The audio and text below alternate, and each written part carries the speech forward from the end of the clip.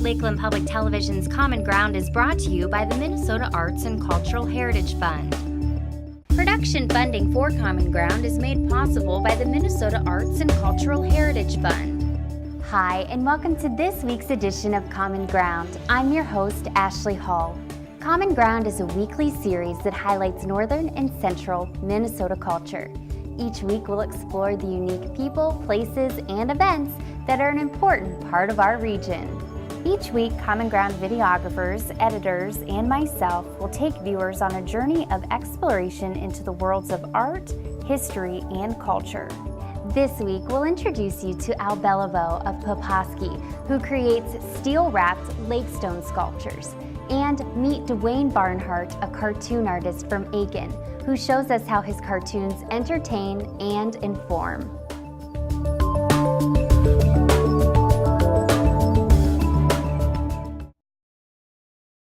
Greetings, I'm Belleveau, local blacksmith up here in Poposky, Minnesota. And today we're going to take some stones and steel and we're going to make ourselves a bird. Now it doesn't have any real practical or pragmatic uses, but it's kind of pretty and I like to have them sitting around. And other people do too. And we're going to take 4 rods of 1/4 inch mild steel iron. We're going to weld them together. We're using a wire welder, which uses CO2 as a shielding gas, shoots little wire out here when I pull the trigger, along with about 28 volts and about 70 or 80 amps. It's able to melt the wire, melt the base metal, and create what we call a weld, which is bonding 2 pieces of metal together. Then we put a little bit of weld on there. So basically we tack these 4 rods together. Eventually I will clamp these into chucks and vices. And there we go, 4 rods welded together. And we'll stick these in an old pipe threading machine with a pipe vise on it, and I'll twist these cold, which means I won't heat them up to twist. This is a rigid pipe threading machine, which is used for threading pipes. And it's mounted on a couple of I-beams that are about 20 feet long, so I can actually twist things up to 20 feet long. And then just a pipe vise on the back. And this is actually a lathe chuck because the original pipe threading chuck blew up one day when I was twisting something a little heavier than I should have. And so we've been using this lathe chuck ever since.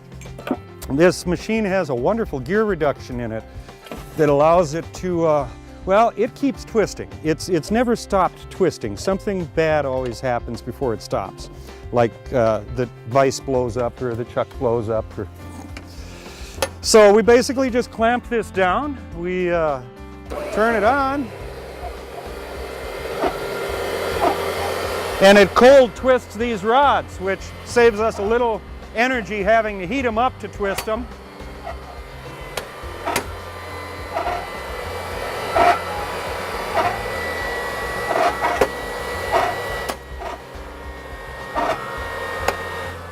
You can always tell it's getting about ready. You can hear it kind of lugging down a little bit. And that's about enough. And if it goes beyond that point, something might end up breaking. Might be me even. I've had it kind of blow apart and throw me around a little bit too. So it's very good at what it does. And this is what I call rock stock. And soon we shall be inserting some rocks into this piece. And we're well on our way to creating ourselves a little iron feathered friend. So from here we move over to the forge. Okay, so a little insertion. There we go. A little bit of air, a little bit of propane. There, that wasn't so bad.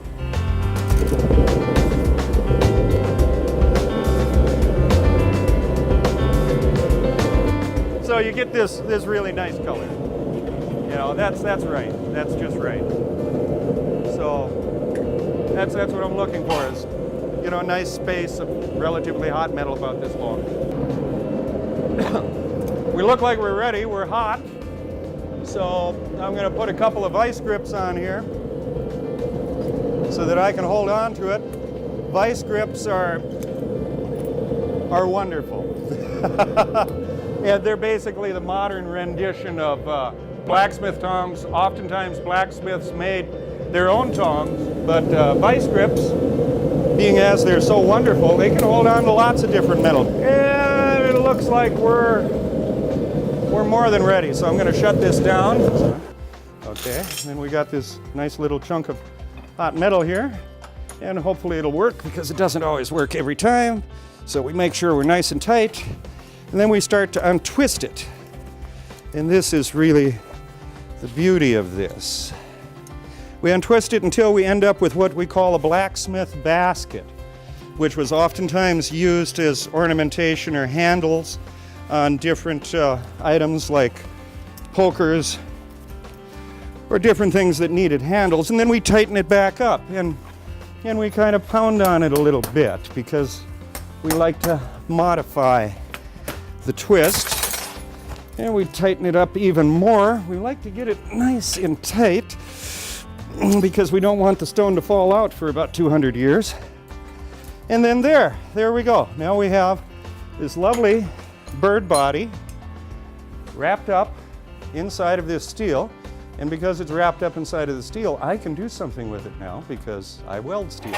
And there'll be less of an explosion this time. We're going to put another rock on the other end of this so that we can fully utilize this rod. And most of these rocks have come from Lake Superior because they got really cool rocks there that have, kind of broken off from the cliffs, and they've rolled out and they've rolled in for eons of time until, like all of us, the rough edges are kind of rounded off, and they become these beautiful little eggs. Ooh, nice. Very nice. I just love the way this stuff just kind of works. Get in there, little stone. Yes, I know it's hot, but that's good. Okay, because we're going to be putting little itty bitty stones in now, we're going to be using a smaller forge. Actually, this is an oxyacetylene torch with a rosebud on it. And it's called a rosebud because it has a flame like a rosebud, which is kind of neat and heats things up fairly fast. And the stones enjoy the fact that they're going to be hanging out with humans for a while and not rolling around quite as much as they are accustomed to. And eventually the steel will rot away in a few hundred years, and they'll continue to do what stones do, which is get smaller. So we're just going to do the same thing that the forge did, except we're doing it at a much smaller level. Heating up an area of steel here, untwisting it, making an insertion, tightening things down, and this will be the head for the bird, or birds.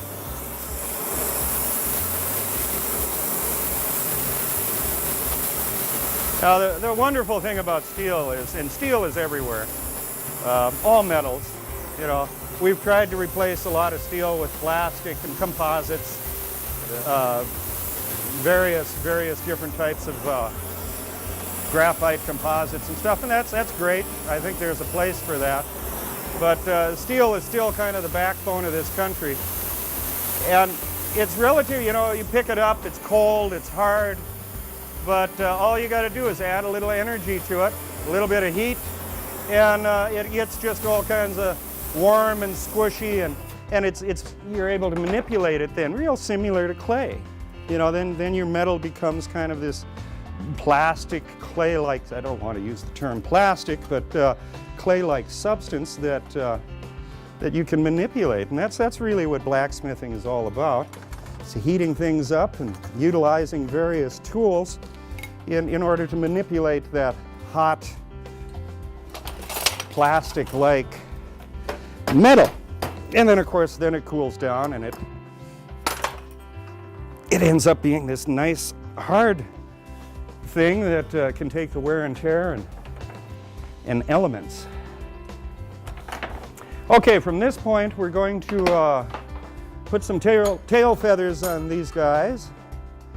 This one looks like it's going to have very short tail feathers, and this one's going to have long tail feathers. So, and all I'm going to do there is basically open the rods up a little bit. So down the road I can expand them and manipulate them a little better.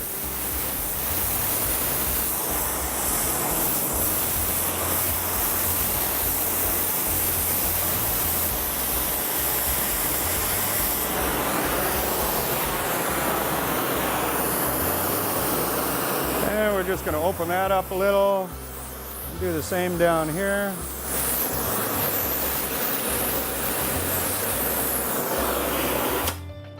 There. Now that has to cool off for just a little bit until we can grab a hold of it without creating a lot of smoke. And then we're going to chop it up into little pieces. Okay, here we go.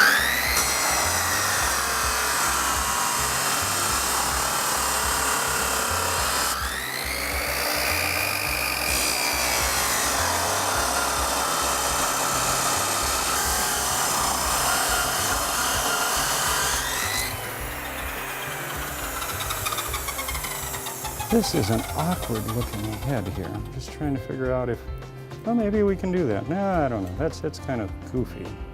I'm sure we'll make it work. Nothing is ever wasted, so it'll actually, I think I might enjoy the awkwardness of that particular piece. Okay, now we're going to grind some of these pieces.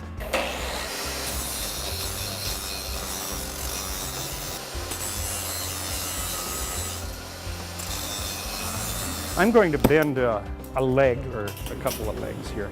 Just kind of heating up a little rod.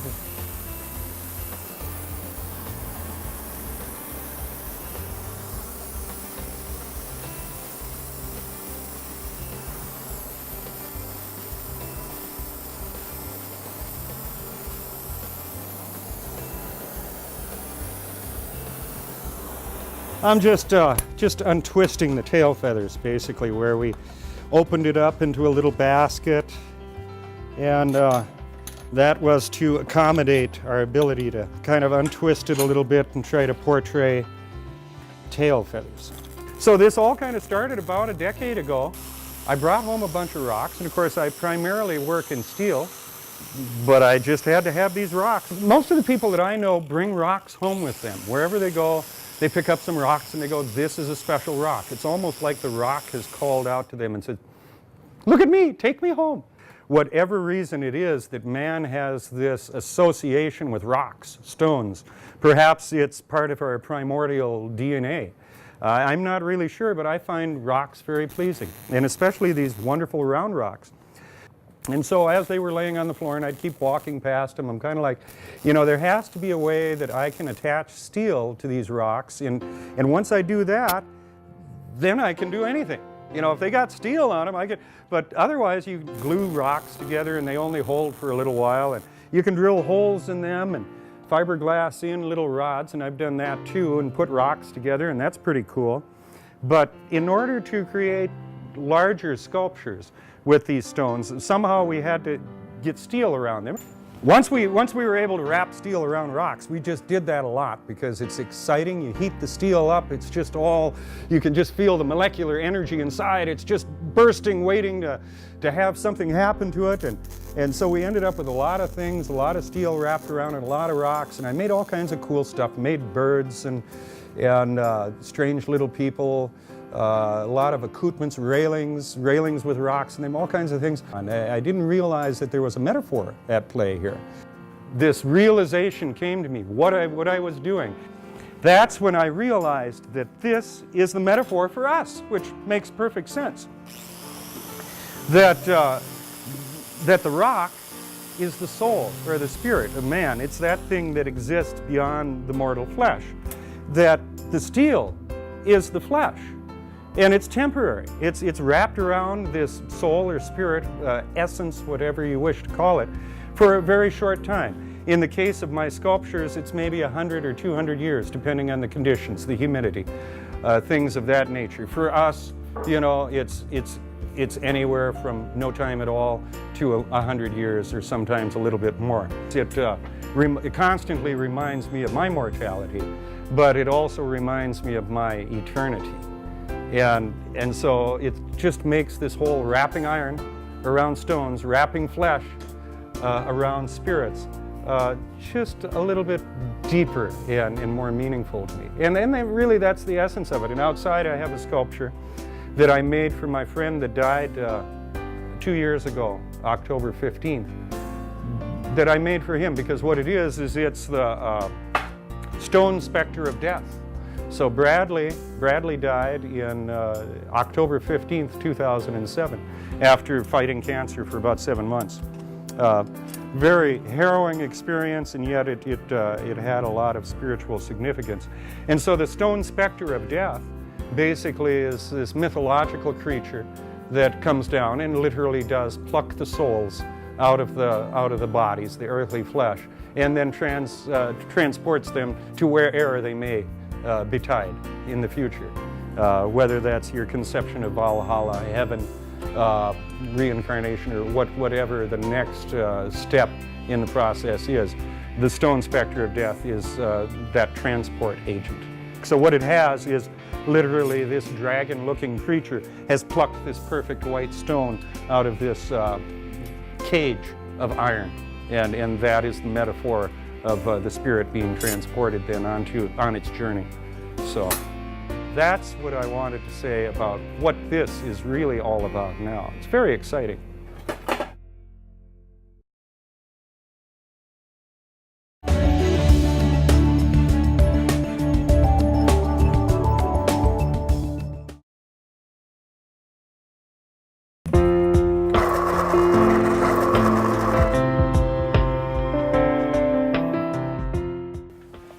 I started doing editorial cartoons way back in the 1960s at the University of Minnesota.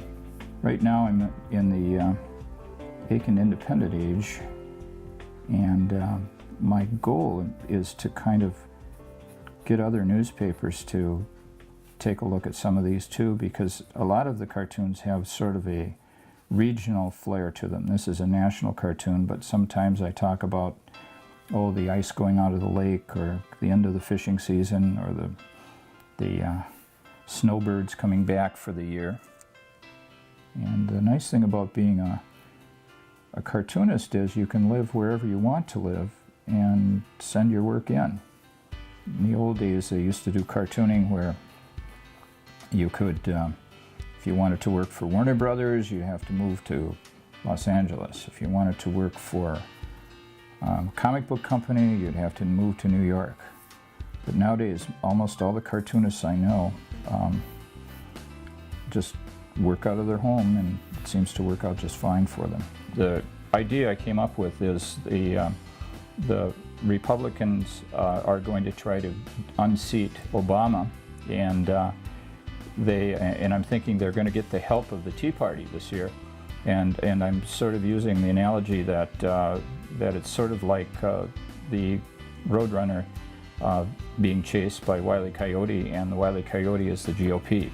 So what I did was I found, okay, what does the Roadrunner look like? What does Wile E. Coyote look like? And how can I sort of key off of those images? I, drew it up the way it is here. I have to put it on here, so I'm going to go over to my light table and actually trace it. You can see the image through here now, but not very well. So I do have a light table, and I'll put it in, recreate this in pencil here, and then come back and ink it, and hopefully not spill any ink. And I just use an ordinary number 2 pencil. There's nothing special about it, but in this case, I'm just doing a really rough trace of everything that's here. And if I'm confused about anything, I just kind of lift it up and see where I'm at. Later on, I'll go back to the original source and actually look at the Roadrunner images again, look at the Obama images again, to make sure that they're kind of close. This process can go kind of quickly because I'm just looking to block things in. It's kind of good to do it quickly because you can sort of get a real quickness and smoothness of the lines, where sometimes if you slow down really too much, your cartoon starts working or looking a little bit stiff. And this process has gone on for well over 100 years. Draw it in pencil, trace it in ink, and then erase the pencil lines. But this is the process I go through every week, and it's kind of fun to do. So now back to the other board and finish inking, and with any luck we'll have a political cartoon.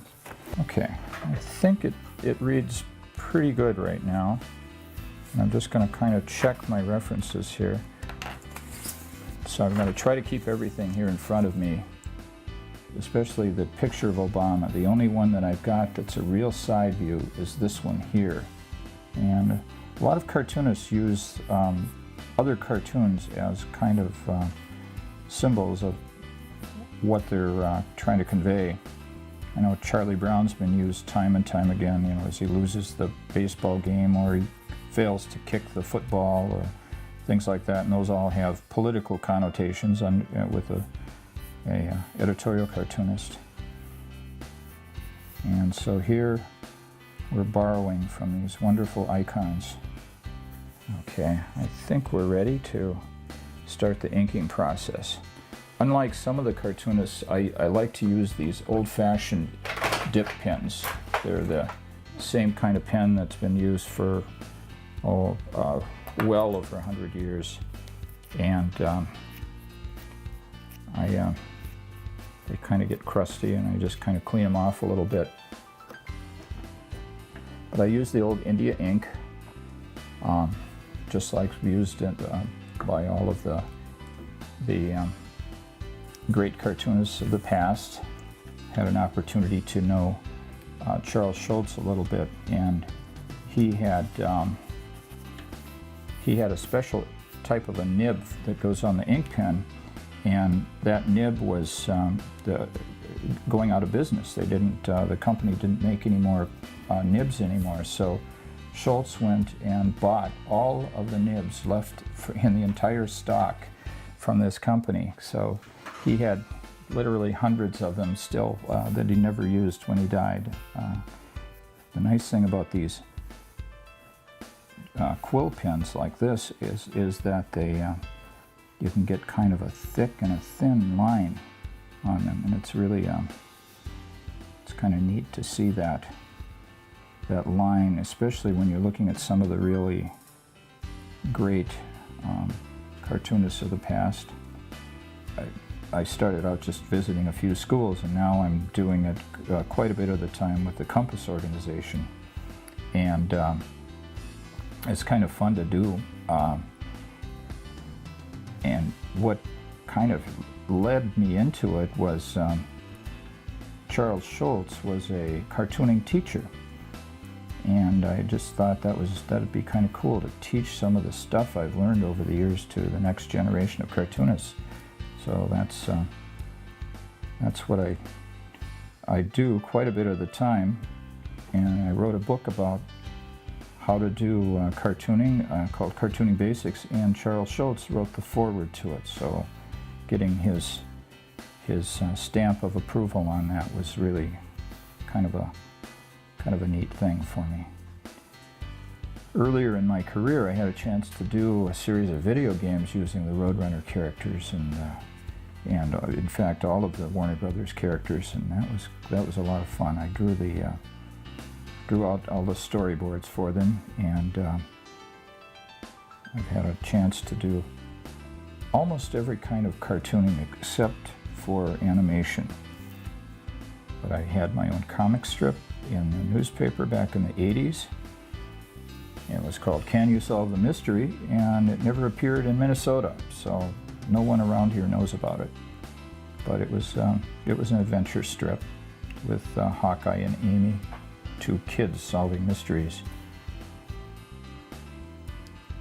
We sometimes think that all of these issues in front of us are just so new, and they've never been around before. Nobody's ever protested the presidency, or nobody's ever filibustered an issue, or whatever it is. But as I go back and look through some of the historical documents, I find out this stuff's been going on since the country was brand new. And also the politics in the early days used to be really vicious. I mean, they would just accuse people of doing just anything you can possibly imagine. They didn't care very much for the truth at all, and people complained wildly about it back in those days, and just like they're doing today. And so it would be a good idea for people sometimes before they complain too much to take a look at what's been going on in our country for years and years and years. I think that's it. Now we'll put a name on here. I think I'll sign it right down here. It's not done until the signature's on.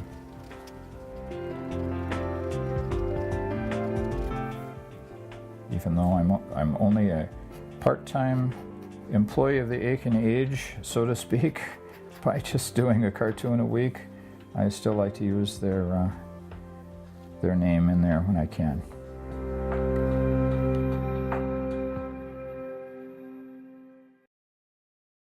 Thank you so much for joining us tonight. We hope you enjoyed the show, and we look forward to seeing you next week right here on Common Ground. If you have a segment idea for Common Ground, please contact us at legacy@lptv.org or call us at 218-333-3022.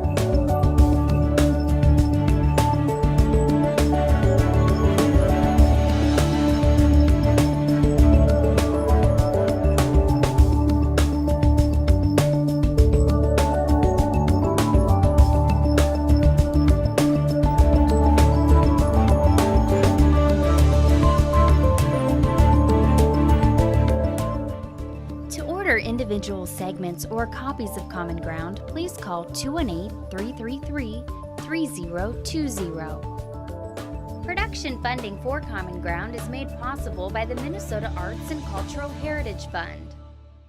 If you enjoyed this segment of Lakeland Public Television's Common Ground, consider making a contribution at lptv.org.